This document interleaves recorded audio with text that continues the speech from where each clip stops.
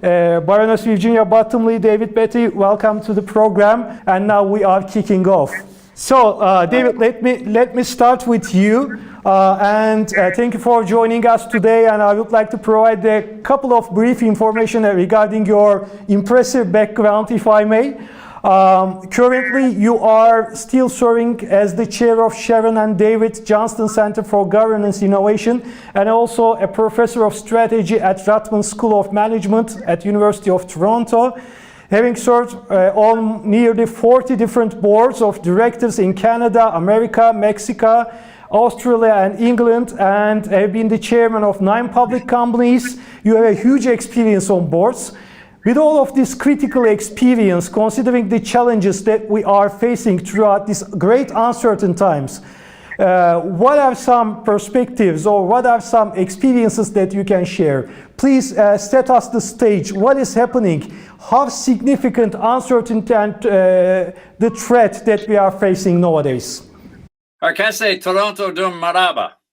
I think this is an absolutely unprecedented era for corporations, family companies, publicly traded companies, any kind of business. I call it the digital tsunami, digital disruption.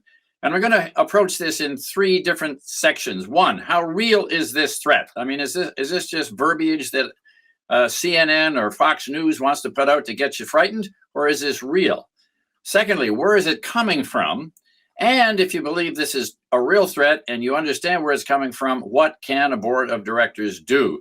The recent NACD survey showed that 68%, and NACD is the National Association of Corporate Directors in the United States, 68% of directors indicate that over the next 5 years, their existing strategies will become completely irrelevant due to one of those 5 forces.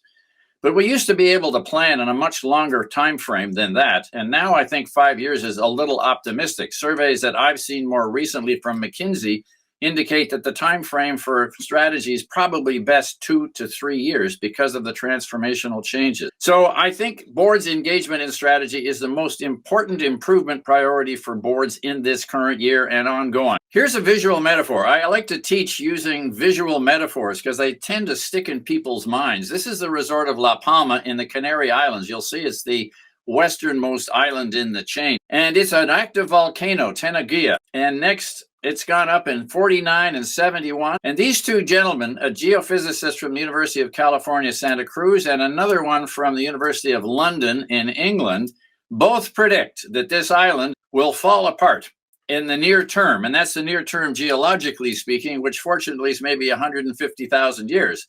But at some point, 300 cubic miles of material will drop into the Atlantic Ocean. And that will create a ginormous tsunami. This mega Tenerife will hit Tenerife almost immediately. It's going to be 1 kilometer high, 4 kilometers long, and it's moving at 500 miles an hour. So when you see it crossing the Canary Islands, it's going to hit the African coast, up through the Portugal, into the English Channel, probably annihilates Holland, and begins going across the North Atlantic at 500 miles per hour. So we now have waves 50 to 100 feet high, 2 kilometers long, and they're expecting 10 of them in a row. The BBC did a special 1-hour-long program with this gentleman, Joseph J. Esposito, the Emergency Preparedness Commissioner of New York City. And they worked with him to say, what is going to happen next when this tsunami is on the way, traveling at 500 miles an hour? And the sad news was that only 50% of New Yorkers will believe it. Now, I guess that's a question of fake news and whether or not they thought it was real, but that's going to be a tragedy. The estimate of the BBC was that because of this tsunami, 50 million or more would die. So the idea is this thing is on its way, it's fallen into the ocean, and yet half the world won't believe it's here. This is where I think we are today. Maybe the 150,000 years geological time will end up being a lot shorter because today it's doing this. And if you take a look at the next chart, that looks pretty scary. That's Cumbre Vieja today. So if it falls into the Atlantic Ocean, I told you it would happen here first. Okay. So this is a digital tsunami that is on us as directors of boards of all kinds of companies, family companies, private equity companies, venture capital, public, large, small, and not all believe it has arrived. So I'm going to turn this over to Virginia and just say, who really doesn't believe that this is here? I think that's the first and most important question. Virginia? Goodness knows they should for certain be taking this extremely seriously. And board members are there to exercise their independent judgment, but also because they're non-executive, it's for them to become engaged in the issues of the day. In the UK, we're full of COP26. So we've all been discussing at great length climate change and what needs to be done. I told them I was at Margaret Thatcher's first climate conference, and this was about saving the ozone layer. She loved it because the science was British science, the British Antarctic Survey. But people on boards need to understand science. We're going to talk about technology, but science matters. So, David, help me convince them. Okay, where's it coming from? Next. I'm going to give you a few examples of unexpected change. This is the 2000 Kodak annual report where the CEO, you'll see on the right, says a great brand, a great balance sheet, cash flow is a very smart time to be in the picture business. And down on the bottom is picture taking is an all-time high worldwide. Record number of pictures taken, 80 billion. Record number of prints ordered, 100 billion. 2012 bankruptcy. They were actually the first company to create a digital camera, but the organizational momentum was so wedded to this old picture-taking notion, they didn't see the change as the world's greatest photography company. They got annihilated. Here's another example of our difficulty of projecting forward. McKinsey was hired in the mid-1980s to forecast cell phone adoption by the year 2000. Remember those things? They're about the size of a loaf of bread, and you used to hold them up to your ear with great difficulty. Their prediction was 900,000. The actual result was 109 million, off by a factor of 120 times. We are terrible at projecting from where we stand to where we might be. And that's why I give you this visual picture of the digital tsunami. It's on us. It's coming. It's not going away. You can't just hold your breath. This is where we are terribly bad. If you go to the next slide, it's the power of exponentiation. We're now up to 20 billion chips on a circuit. So this was Moore's law, and starting back in 1970, he bravely predicted that the capacity on a circuit chip was going to double every 18 months. Well, we're now up to 20 billion, and if you go to the next slide, I'll show you 3 or 4 kinds of technology curves that were exponentiating that came together at a point in time. Data storage, that's the hard disk cost per bit, dropping by 50% every 18 months. Imaging, Hendy's law, pixels per dollar are decreasing by 59% a year. Network capacity, getting something off your phone to somebody else, is dropping by 50% every 9 months. And finally, lithium-ion batteries are improving at 20% a year. Those 4 exponentiating changes combined to create the smartphone. It came together in an instant, unpredictable. I want to show you the rate of technology adoption. You'll see on the right-hand side, almost vertical lines. So when the smartphone first came out, if you want to go to the next slide, they're now at 3.2 billion, almost from zero within the space of a year. If you go to the far left, that first green line on the left is the telephone. It's difficult to track through, but it took a full 70 years for 80% of the US population to get a telephone. 80 years. Today, it's maybe 8 months. So not only is technology evolving hugely rapidly in unexpected arenas, but the pace of adoption of those technologies is almost instantaneous. This is the global venture capital deal last year, this current year. It's estimated to be $270 billion being invested. And if you look at the previous years, it's about that amount, over $200 billion a year in new ideas, new ventures, new things that people are just dreaming up and then trying to bring to reality. So if you look at the number of private equity firms, that's that blue line, you'll see it's up. Over 10,000 companies are now in this business of raising money from people who manage money to invest it in new ideas. Next.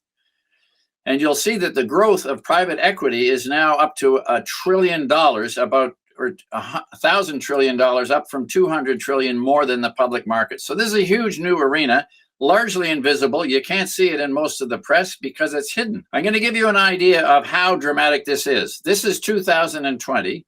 There's 6,829 startups in this chart. 6,829 startups. Every single dot, every speck of color is an idea with a team behind it and some money invested in it. If you blow up one of them, consumer relations management, you'll see a little bit better. But every single one of those slides, of those names, of those letters, is a company founded by at least 2 entrepreneurs, possibly a dozen. financed by 1 to 3 to 5 different venture capitalists.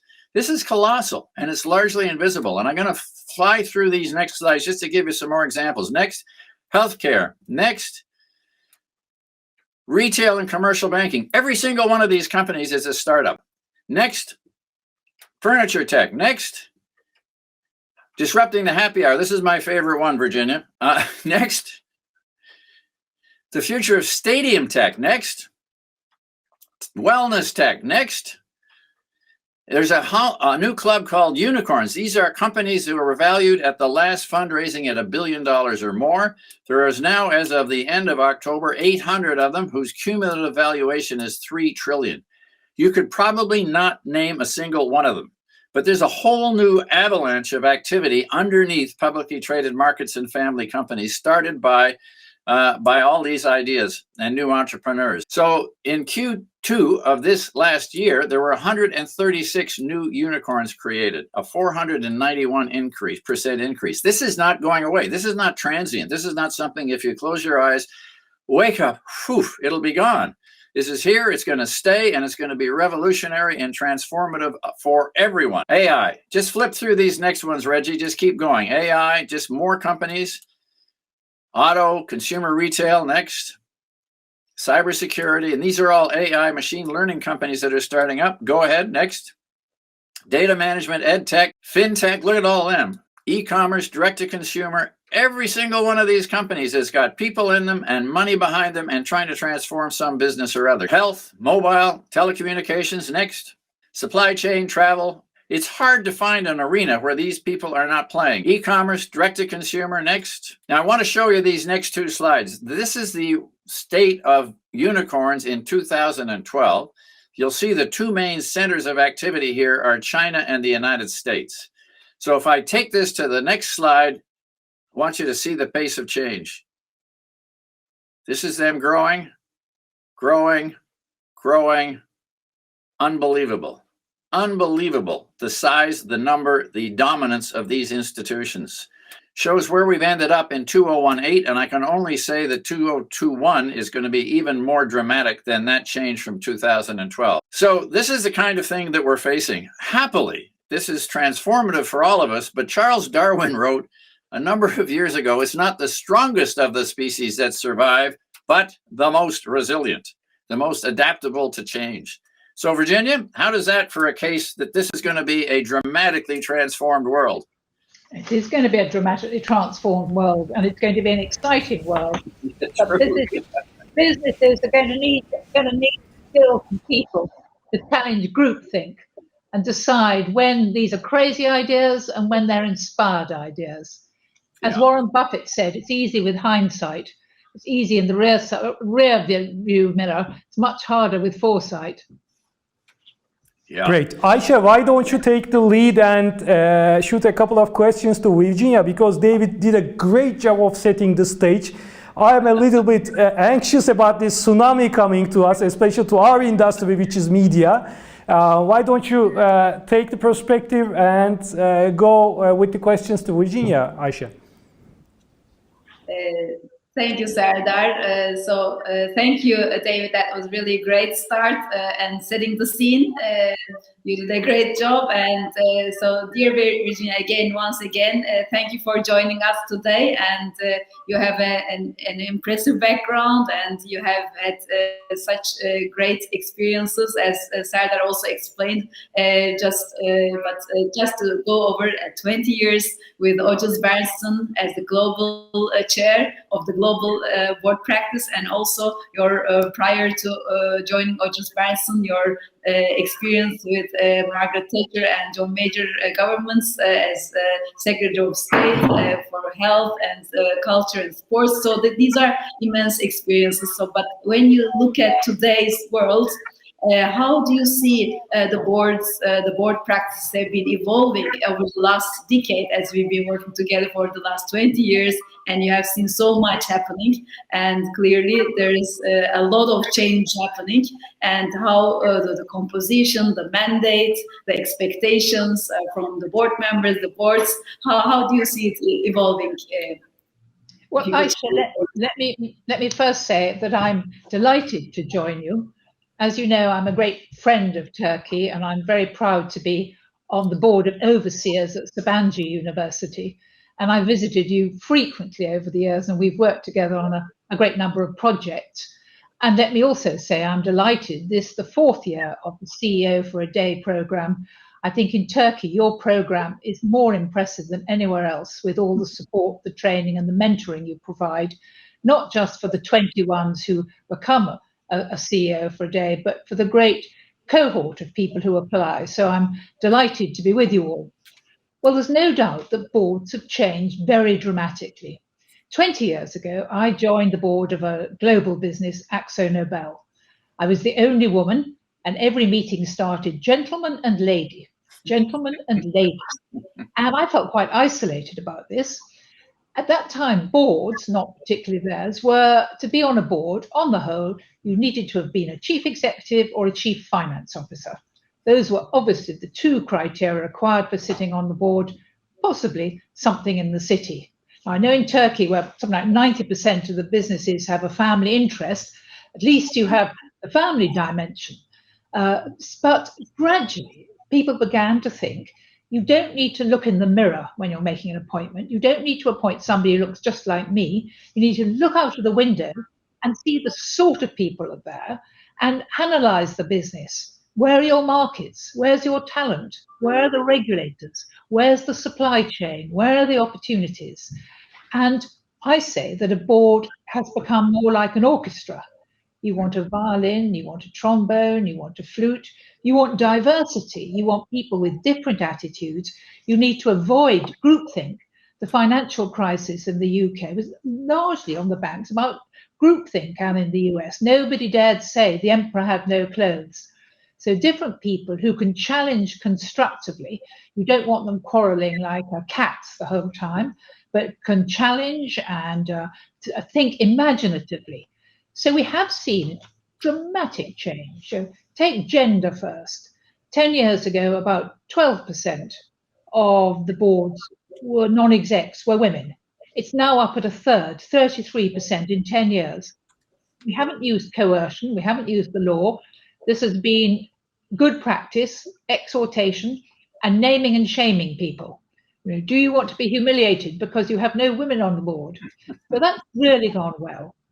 We haven't got as many women chief executives as we like, but that's coming fast. A recent survey said that 13% of the chief executives appointed in the last 6 months were female. It had been 8% the 6 months before. So there's no doubt there's a real appetite for women to become chief executives. And it's now not an unusual thing at all. It's now to be expected. And there are a great number of women running FTSE 100 companies who know there is no overt prejudice against them at all, which is exciting. But maybe in the UK, if we've had 2 female prime ministers, we should be comfortable about having female chief executives. So diversity with regard to gender is going well. It's still the case that women tend not to get that first push. If you look at what McKinsey called the broken rung, they don't get the first encouragement to become a manager. So they do their job well. I constantly say, and I see it in my work all the time, that men are much more likely to be saying, you know, what about me? What about me? What's my next step? I want a better bonus. I want to move. And women are more likely to say, I'm doing my job well. I'm thinking about my team. I'm not thinking about the next step. But I think more bosses know that now, and they know how to handle women, give them a push if they're not pushing themselves. So that's gender diversity. In the UK, where ethnicity is important, there's now an expectation that in the FTSE 100, at least one non-exec will be ethnically diverse. And I think we're up at about 75%. But the diversity that David's really been talking about is cognitive diversity. Mm-hmm. People who think differently, who wire differently. A digital native is really not the same as somebody who studied classics at Oxford or Cambridge. And so now we're much more looking at people with very different backgrounds. And age diversity. Now, I think the average age is coming down. We still had, the last time I counted, something like 14% of the chairs of the FTSE 100 were in their 70s. But now there are 4 people on FTSE 100 boards in their 40s. you won't be surprised to know that they're all people with technology. One has got law, but the other people have got technology. So maybe I'll stop there for a moment. What I'd like to say is it's much more exciting. I think there's much more of a meeting of minds about what a good board consists of, and the sort of different people who can come together, not as a golf club, but really as a constructive, entrepreneurial team who are also handling the vigilance that's required of a non-executive director. Right. I think these are really important points, Virginia. Thank you very much. We have been writing a lot about diversity as Harvard Business Review, and for the last 5 years, if I may, the frequency of those articles are getting a huge expansion, and these are among the most read articles. So there is a huge awareness about the importance of diversity in boards, in management. But as you have mentioned, it is not only gender diversity or racial diversity, but the diversity of ideas that will bring more innovation, that will bring more perspective, that will flourish more new business models. So I think it's very important to highlight these things. Maybe I can carry on with David, because David did a great job of setting the stage. Yeah, here is the thank you for the advertisement, Virginia. Very good. Boards need real diversity, not tokenism.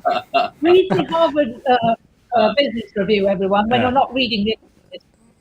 Please, audience, this is not something that is said before. It is just it's just an authentic advertising by Virginia, so we are grateful with that. So, David, you have painted the picture, but this brings us the question of how should executive and non-executive boards react to that? Because a tsunami is coming, lots of changes. We have been talking a lot about diversity, a lot about new composition and mandate of the boards. So what should board members do in order to seize the opportunity in this paradigm shift?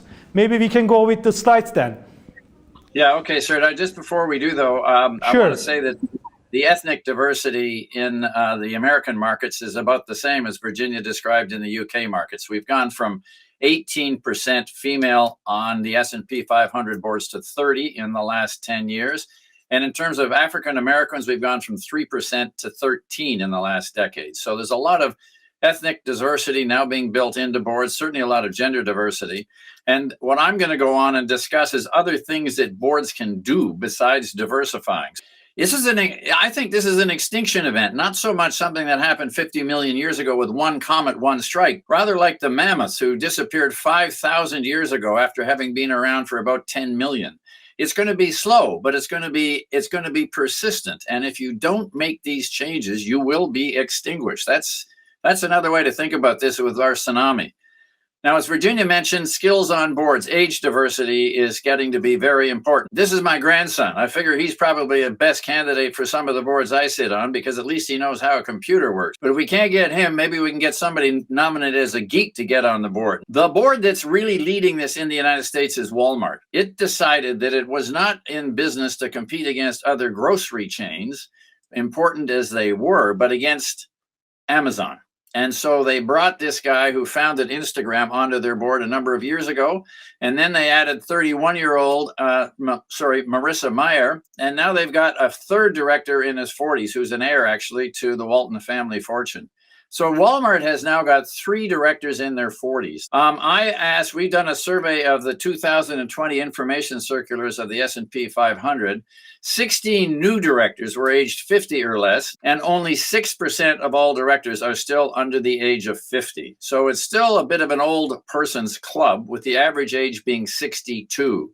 But I expect this to change reasonably rapidly as more and more boards think that adding age diversity to the diversity agenda is a really important characteristic. Experience. You got to be in the right industry. It's no good if you're a retailer and don't know what an online retailer looks like. So diversity is in terms of age, but also in terms of experience. Some of the other companies that are large and well known, like ExxonMobil, have brought in an older generation of tech-savvy execs.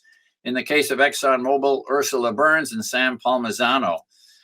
So there's another way to do this. Get the experience, but get older people. I think if you can get the experience with the younger generation, you're probably going to be better off. And of course, Warren Buffett, always at the lead of almost everything, has had Bill Gates and Susan Decker, the ex-CEO of Yahoo, on his board for decades. So he made the first move here, as he's done so many times. Okay, board committees. Technology. This is Walmart again. Walmart set up a separate board committee called Technology E-commerce. And I've taken a look again across the S&P 500 2020 information circulars. In 2011, there were 30 such committees. And last year, there were 64. So it's multiplied by a factor of 2. But 64 out of 500 is still a reasonably low number. So there's more room going to happen here, as well as age diversity, experience. We're also, I think, going to see many more science and technology committees as an answer to boards trying to cope with the digital tsunami. This is a McKinsey chart. McKinsey is publishing a massive amount of stuff, if you want to find out what's happening, about the call to be more tech savvy across the executive roles, whether it's the head of strategy, business unit, chief digital officer, right across the road there. You'll see that technology is becoming a more and more important criterion. And I might just stop here and ask Virginia, in your search business, are you seeing this as well? They are. And but I think there's been a great kickstart to everyone on the technology side. The horrors of COVID has been a crisis that has resulted in all sorts of people who hadn't thought they were particularly tech savvy, realizing they've either got to thrive or die. So I think there's been a whole behavior shift, but this is definitely the case. Frequently, the chair is a little intimidated by an individual on the board who is really tech savvy and maybe much younger, doesn't quite know how to handle them, but they'll get there. Yeah, okay. Yeah, well, it's another revolution that's upon us then, Virginia. Okay, advisory boards, a lot of other boards of directors, I haven't got a number, are beginning to turn to a separate advisory board composed of non-fiduciary directors who help them understand the pace of change and the speed of change. Number 4, innovation labs. Next, these are kind of your own incubator sets. I got this out of CB Insights. There are 90 plus corporations that now have innovation labs. And so this is almost 20% now of all publicly traded companies in the US that are large, the S&P 500. Almost 100 of them now have their own incubators where they try to bring in the innovation next to them without getting swamped by the bureaucracy. And those that haven't done this have also done corporate venture capital. If you see in the next slide, the amount of money that's going into that is huge. That's $2 billion. That's $80 billion in 2,099 deals done in venture capital. So if you're not creating an incubator to be next to your business, but not swamped and overwhelmed by it, you're actually investing side by side with other venture capital investors to try and keep some part of the business up to what is happening outside of the business. And in that way, hoping to migrate ideas across into the operating business to allow you to survive and perhaps thrive. One of the most dramatic changes is John Deere. You think of John Deere as an equipment manufacturer. Look at all the machines they make. But they made an acquisition of Blue River Technology, and now they're in the business of plant optimization. On the fields where John Deere has its machinery, they know every single plant and whether that plant needs more water, more fertilizer, more pesticides, whatever it needs. So they've actually transformed themselves in a way from an equipment company to a crop maximization company for farmers. The value add in that is enormous. And they've since made about 7 different investments in agriculture. And it's a hugely exploding field in which they are keeping active with their corporate venture capital arm, as well as their mergers and acquisitions. So there's a response of a major American corporation to this challenge, completely transform the nature, description, and value add of their business. So those are 1, 2, 3, 4, 5. Another one, next slide, is to task the CEO. Marriott, as you know, Airbnb has a market capitalization greater than all the hotel companies in the world, and they don't own a single building. You say, how does that happen? And they don't have a single person on staff in a way. Nobody cleans the beds or cooks the meals. So how did that happen? So what the board of Marriott said to its CEO then, Arne Sorensen, they said, Arne, we want you to invest 20% of your time in understanding what is happening in the world of digital transformation in the hospitality industry. So Arne turned around to the head of Asia Pacific, Craig Smith, and he said to Craig, I want you to invest 50% of your life in understanding what's happening in China. You're right on the threshold of these huge transformational changes. Get in there. And Craig said, yeah, great idea, Ernie, but I run 3,000 hotels and 150,000 people. Delegate it, said Ernie. Delegate it. Craig, I want you to invest half your life in finding out what's happening in this new field. The board wants me to tell you to do it. Any questions? So he did. He made a deal with the Alibaba Group.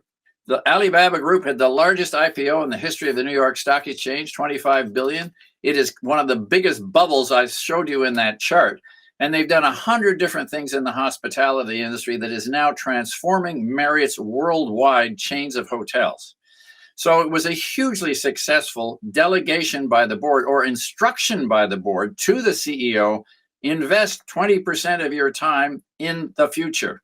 Get out of the past. Arne Sorensen, unfortunately, has passed away, but he really followed the example of A.G. Lafley, the head of P&G. He said, CEO no longer stands for Chief Executive Officer, is Chief External Officer.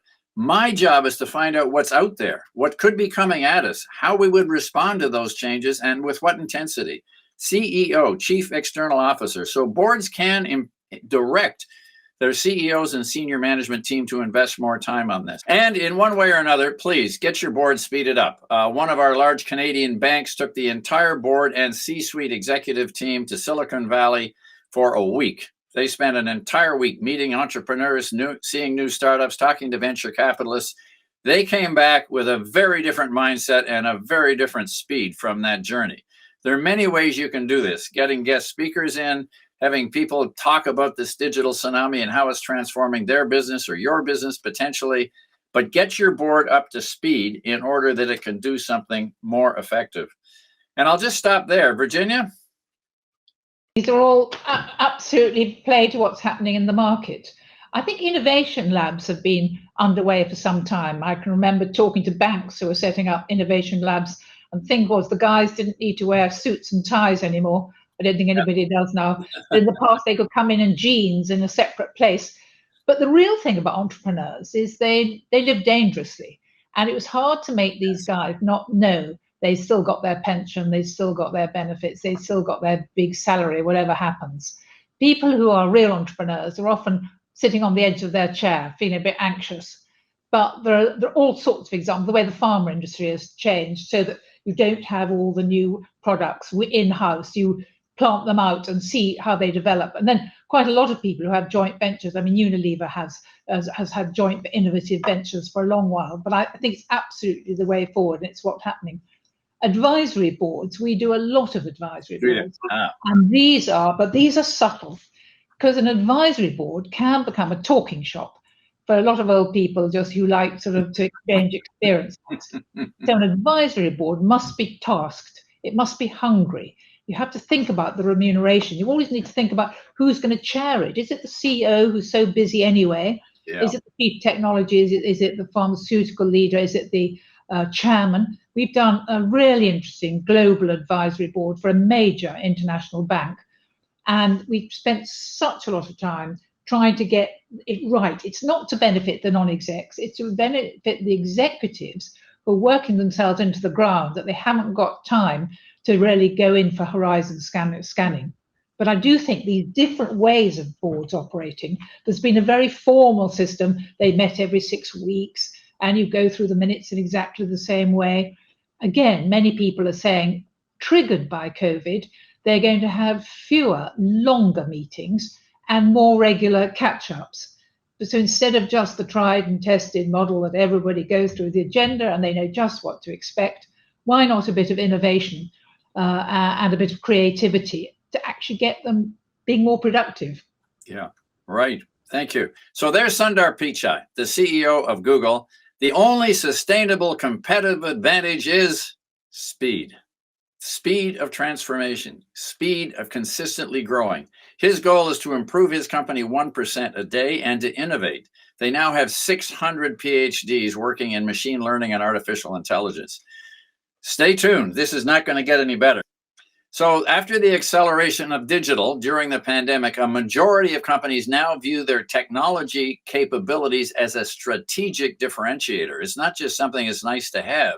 It's something that's vital to build, or you will be annihilated. And looking ahead, top economic performers are planning to double down on tech. as the differentiator. So technology's investment, I think, as Virginia mentioned, the human capital required here is enormous. And so searches are going to be looking more and more for senior executives or executives who are growing, younger executives who have these kinds of tools in their heads and in their toolkits. So my view is that COVID-19 multiplied by the digital tsunami is equal to the extinction event. Yes, that one right there.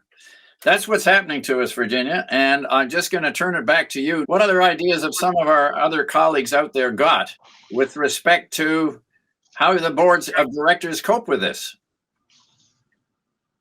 I think we've magnificently covered a great number of them. You know, I was looking when I was on Smith and Nephew, which is an international medtech business. I've just finished after 9 years. So I've always been sat on the board as well as running search. I'm playing captain. And I told them when I joined them, I said, Britain will never leave the EU. We're much too cautious. You know, we'll moan and groan, we'll never leave. I looked at the risk register and there was a ship stuck in the Suez Canal and there's COVID. So, I mean, we're constantly finding, aren't we, black swans, which simply weren't expected. And I think boards have become much more sophisticated in their risk registers and how they handle risk. Risk is becoming an ever greater function and expertise. But there is no room for complacency for anybody. No. And the danger is the people who things start to go badly and they think, oh, well, you know, it'll all be all right. They've got 1,000 justifications. But I think your words, David, are a great wake-up call for everybody. And I think this is shared by everybody in business. How, in your opinion, boards and board members can be more effective and really they can continue adding value in building business resilience, because it's just not a task for just the CEO, CEO and the chairman. It's a teamwork. We require a serious Black Ops team here. So what are your thoughts about this? Well, that's completely right. And as ever, you know, there's going to be a great war for talent. There's going to be a great requirement to have people who can really embrace the corporate world and make it entrepreneurial and innovative.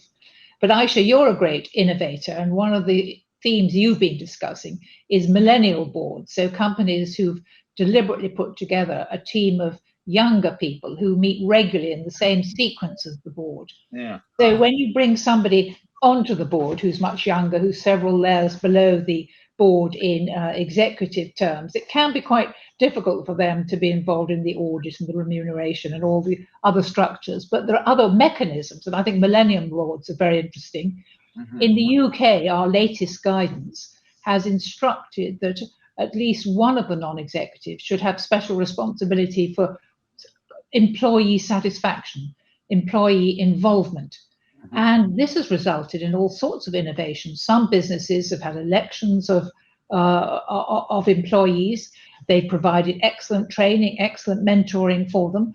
And all those who said, this is crazy, the individuals, you won't be able to trust them, there'll be too many confidential matters discussed, it's absolutely proved itself. In other cases, they've got different models, and other people have particularly recruited individuals to join the board who are of a younger age but have the right attributes. So I think that, you know, never waste a good crisis. Out of adversity, people change. John Maynard Keynes said the difficulty lies not in teaching people new habits, but in persuading them to give up their old ones. That's right. And it's at times like this that people have a sense of anxiety, which I hope will lead to action. And a great number have been outlined by David, by the Harvard Business Review. And I imagine the people in your splendid audience have got a great number of other thoughts. We can just say it's really a new exercise that we are looking at. Given all of this, we are looking at humility. We're looking at self-awareness even more. We're looking at being really empathetic or really self-conscious and really with everything that we've been looking for, we are adding these dimensions and to make sure that they all work really in a collaborative effort, because otherwise really it's quite a difficult task clearly. In businesses where you're trying to foster ideas, innovation, entrepreneurialism, And so the style of the new successful CEO and chair is very, very different. And as many people have said, the qualities are much more usually found in women. There's been a sort of feminization, in a way, of the requirements of being a great leader.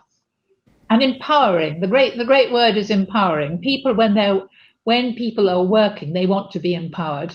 And that is the secret. They don't want to be micromanaged. They want to be empowered, but feel that they've got a resource when they get into difficulty. As you have already said, David, maybe the last point before the questions from the audience should be the young talent perspective. In your opinion, given all these experiences you had in boards and executive and non-executive board member, and your consultancy to leadership teams and other things, how do you suggest to set up the delicate balance between performance and bringing new ideas, and what will be some of the advices that you can share for the young talent who will be the next board members? I have 20 CEOs from various sizes of companies, from startups to large banks, come in and speak to my MBA class. To me, what they always end up suggesting as a way forward is always go with if you're getting hired, go with the greatest team you can find. Forget about short-term gains. I don't care if you've got a large schoolhouse debt. Find the greatest team you could ever dream of and join that team, and forget short-term cash. Because in the long term, the payoff will be what you learn from your colleagues in the workplace. That would be number one. Number two, they're always saying, follow your passion, follow your passion, follow your passion. And I think that's a great place for younger people to start, is find out what not-for-profit organizations they really care about. Médecins Sans Frontières, or is it some street people in some town?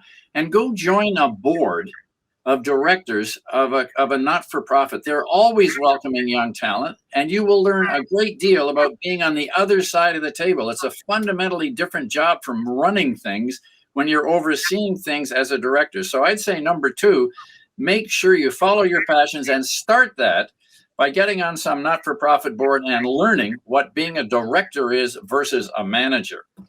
And number three, they always say, but they're always successful ex post. They always say, take risks, take risks. Your next job will never be your last. Take a risk, step out, get off the boat, jump off the cliff, see what's going on. And that's sort of the 3 points that I would suggest to your younger colleagues here. Yes, as dear Virginia, again, as the change becomes the main dynamic, and for successful boards are, as we are discussing, evolving. So how do you think our role as a trusted advisor and a partner and a global executive search firm, how is our role also evolving with given this VUCA environment? Because clearly our clients are in need of an honest assessment, clearly as a very good partner going to go through all of these turbulent times. So what, in your opinion, are we doing, and how can we even be better partners as trusted advisors? I think our role is critically important. We're like an independent third party. So people often want to appoint the person they wish they had the last time, or they haven't really analysed what the circumstances are, or, as I've said, they appoint somebody like themselves. But if you're an introvert, you need to work with an extrovert, and vice versa. You need to help people to not be ashamed of their weaknesses, but be looking for people who complement their weaknesses. It's back to the metaphor of the orchestra, because we don't make the decision. We help provide examples of people who fill the gaps and help them get to where they want to be. And this takes a lot of time. And so often, when you start a big search, on day one, you ask your client who they think it might be. And even I have my own thought it might be. But a search is like a journey. By the end of it, they're looking for somebody very different, often appointing somebody very different. We always say 3 years later, we want the individual to think the best thing they did was to take the job, and the client, the best thing they did was to use us, use Odgers. And then that's particularly sensitive, as you know, Aisha, on international searches, because people do need an international board. But around the world, expectations of corporate governance are quite different. So the relationship between the chair and the CEO, if it's separate at all in the US, is really quite profoundly different to that relationship in the UK. If you're working on a board in India or China or Turkey or Europe, so helping my client to actually appreciate the context in which this individual will operate and what their expectations are coming to the job. So I remember doing a big US search for a chair, and essentially the people on the board said, whatever the CEO wants, the CEO should have, because the CEO is the big guy or girl. And we have this much more subtle balance between the chair and the CEO, where the chair is a coach to the CEO, but they're also there to keep the CEO's ego under control. So it's quite subtle. And there's undoubtedly individuals, and I'm pleased about this, give the whole question of search for non-execs, for independent directors, much greater priority. There's a whole nother group of the way in which family businesses, and there are a lot of family businesses in Turkey, they're increasingly looking for independent members, respecting the family dominance, reflecting the family shareholding, family ownership, but nevertheless, independent advisors who can, again, be an independent third party, stand up to the groupthink. Maybe there are generational issues, so getting in the way of the success of the business. There are hugely tricky and sensitive, complex matters on family businesses, and we find some of our most rewarding work is in that space. You just cannot afford to limit your field of view, and you cannot afford not to have that external third party poking you, asking you questions, making sure that you understand where you're headed. So I've never, ever had a search as a chair of a board of a for-profit, not-for-profit, or in a family company, of which I've been involved with a lot of them, without using a headhunter. You just need an Odgers in there to help you, or you'll not get the right best solution, period. We are talking about a huge change in the mandate and the mindset of the boards, but every change comes with a resistance. So throughout this paradigm shift, what kind of resistance can companies experience, and what will be some practical solutions to break that resistance? Well, I want to start here because you can have a board where the chairman and the chief executive become too comfortable, particularly if they're both in their last job. And there have been times when a business isn't doing well, but really the chair wants to stay, likes the company car, likes the office, likes the support system. The chief executive wants to stay because the chairman doesn't cause any difficulties. In the old days, you used to say the chief executive must manage the business and the chair will manage the board. And so they're all happy as anything. Now, Sir Derek Higgs, who was a particularly important reviewer of boards about 18 years ago, introduced two things. He said, A, there must be board reviews, board evaluation.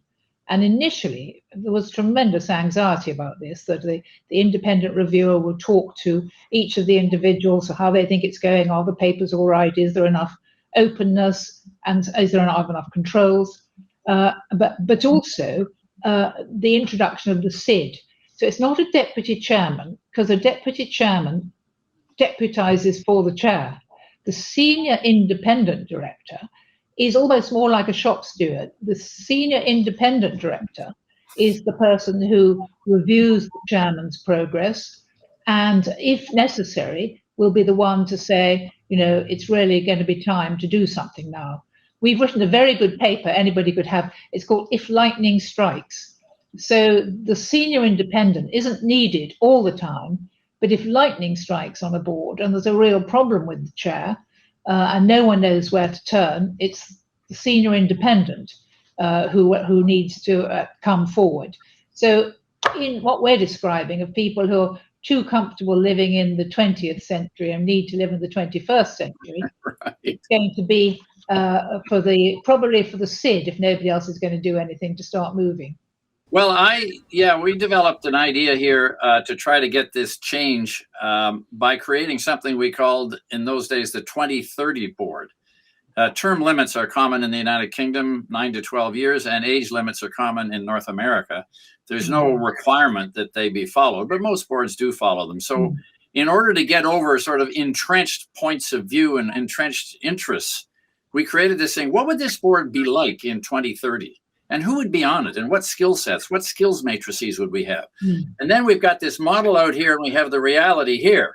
So you then try to join them. Well, when does Fred actually retire? He's already 92. He's been on the board for 40 years. When he retires, why wouldn't we be thinking about a 40-year-old director who brings technology skills? So by having a model of a board that we would like to end up with in a decade versus the board we have today, it provides an instrumentation for people to think about their own evolution. And I think it does overcome some resistance. But I would expect at the end of the day, Virginia, you need a very strong chair to say, thank you very much, Sundar. You've served us well for 3.5 years. You're finished. You're gone. You're absolutely right. You're absolutely right that the process, though, of board review and time limit does force a regular review of whether individuals are fit for purpose and also a skills matrix. So that is now really common. And in the review, individuals on the board will be asked, are there any skills you think should be represented on the board that are not there now? So there are so many more opportunities. I remember my first board when they had a board evaluation, and this was in the complacent days, and the chairman said, well, everybody thinks this is going really well. We're all getting on terribly well. There was just one person who thought the chairman and the CEO were too cozy. Why did you say that, Virginia? So there was me thinking this was a confidential review, and my name was passed on, and I was the only one who dared say, look, the chairman and the chief executive are too cozy. They're in each other's pockets all the time. But I think now, the whole art of board review, I don't know what it's like in the States and in Turkey, but it has now become a valuable tool. Our member of the audience says that you did a great job of describing how the mindset of boards changed by technology and digitalization, digital transformation. But how about sustainability? How does the sustainability framework defines the new mindset of the board composition? So Virginia, I think you are a volunteer to go that. Yeah, right. Well, that's very exciting. And because we all in the UK benefited from the COP26 meeting. And as I say now, saving the planet isn't a question for spectators. We're all participants. And what struck me is it wasn't just government to government meetings. There was a huge representation of business and senior business leadership, a lot of chief executives, a lot of chairs. I mean, like the global head of EY was there, the head of Reckitt. I mean, I don't need to tell you all the names. So, and really now going forward with specific plans, most boards now have an ESG committee, and there's going to be, I think, ever greater refinement of the tools to evaluate environment and social change. So we know with an audit report, financial reporting is now pretty standard. Remuneration reporting is pretty standard. There's a formula. But on the ESG side, we're still developing the tools in a way that could be coherent between businesses. But I've got no doubt at all that there's going to be obviously huge pressure from governments. There's a lot of pressure from employees who want to work for a virtuous organization. They want to be part of the future. They don't want to be polluting the world. And there's certainly ever more customer and client power demanding sort of ethically responsible, environmentally sustainable solutions. So I don't want to be over euphoric, but I do believe that we're at a point of increased momentum. Great. David? Well, I'm going to rain on the parade. Europe is at least 15 years ahead of North America.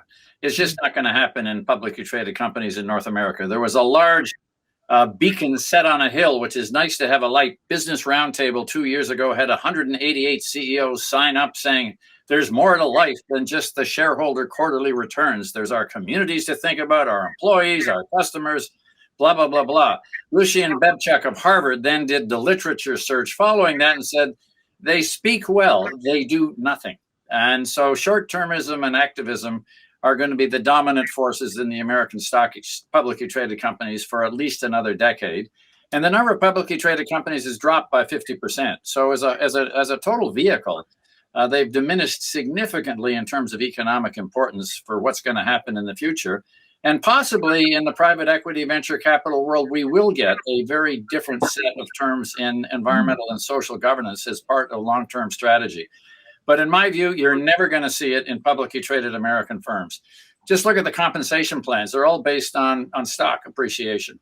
So what was started as a good idea to overcome Michael Jensen's problem of the agent, i.e. management will tend to steal from owners, has now gone bananas, because in the United States, the S&P 500 medium comp is 18 million a year versus 8 in Europe.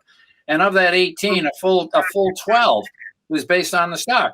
So what am I going to do as a CEO Sunday morning? I'm going to say, what are my quarterly earnings forecasts? And I'm not going to make them? Oh, really? Maybe I will. I'll just find 2 cents from sales, 3 cents from marketing, 10 cents from IT, and I'll make my quarterly earnings. So ESG, publicly traded companies in North America, going to take at least another generation, Virginia, in my view. Is Canada any better? No. We're better in the sense that we have a lot more family companies and publicly traded bourse, and they dominate the bourse and they outperform everybody else in the bourse because of their longer term orientation. But generally speaking, the widely held publicly traded companies are the same as the United States. I've heard of CEOs having their remuneration tied to the Dow Jones index. So people are, again, they're experimenting in the area, but this is nothing. No, it's a long way. It's a long way to go. A long road ahead there. Yep. Europe is miles, centuries ahead of us. Yes, this was quite insightful, and of course a lot covered. That's why we Virginia today.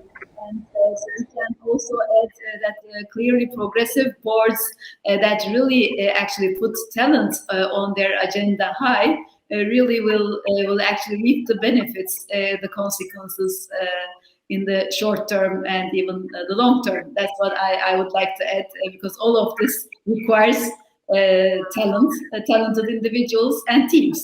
Thank you. Virginia, David, really pleasure for me, not only moderating, but listening and learning a lot from both of you. So thank you very much. That was one of the most fruitful and pleasurous events that I have had for a while. Thank you for being with us and sharing your insights. Really appreciate your time and effort.